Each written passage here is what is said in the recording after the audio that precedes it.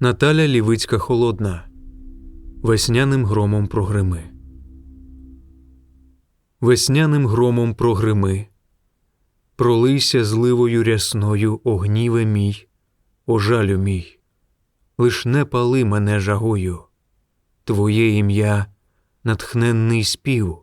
О Боже, я тобі молюся, але любити ворогів, пробач мені, я не навчуся.